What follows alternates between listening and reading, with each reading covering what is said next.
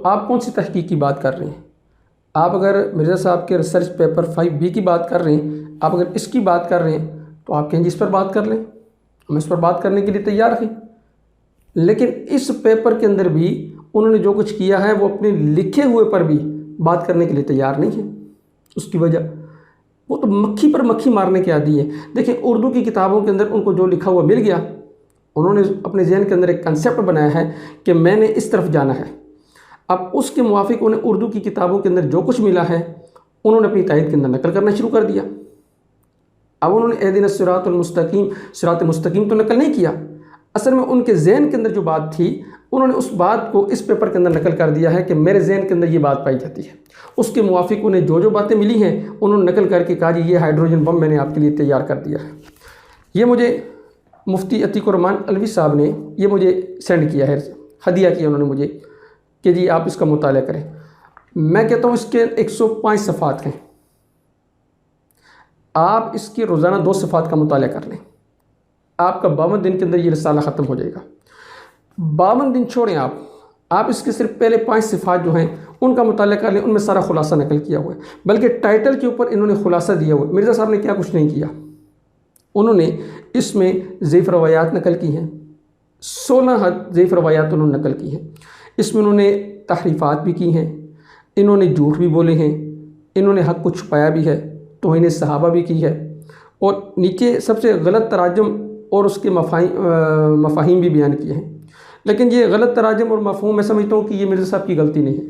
اس کی وجہ یہ بیچارے تو عربی کو جانتے نہیں ہیں نا، ان کو کیا پتہ کس لفظ کا کیا معنی ہے، انہوں نے تو مکھی پر مکھی ماری ہے، جو چیز ان کو مل گئی۔ اب دیکھیں نا، ایک اصول تھا، اب ایک ان کا اپنا نظریہ تھا، اس نظریے کے خلاف ایک دوسرا نظریہ تھا۔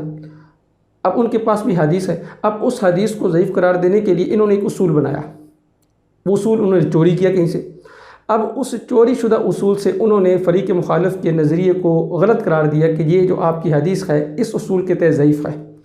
پھر ایک حدیث اپنی تائید کے اندر آ گئی۔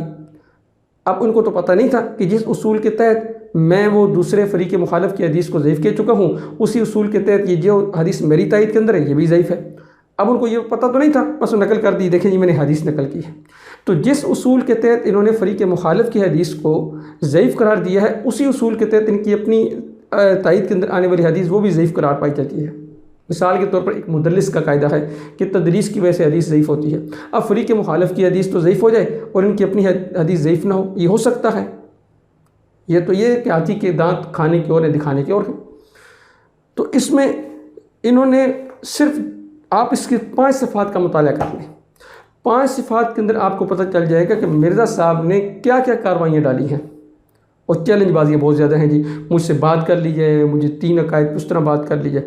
ابھی پچھلے دنوں میں ایک ویڈیو دیکھ رہا تھا جس میں وہ ان کے 2 فالوور جو ہیں وہ شاندار چوک پہ کھڑے ہیں اور کہتے ہیں جی بدنام زمانہ چوک، آپ اسے بدنام زمانہ چوک کہیں یا یادگار زمانہ چوک کہیں، مشہور زمانہ چوک کہیں، جیلم کا مشہور چوک ہے، یہ کچھ بھی کہیں، کہنے سے تو کوئی فرق نہیں پڑتا، جو کام ہونا تھا وہ ہو گیا۔ مفتی صاحب کو اپنے دعوت دی تھی، وہ آئے، آ کر چلے گئے۔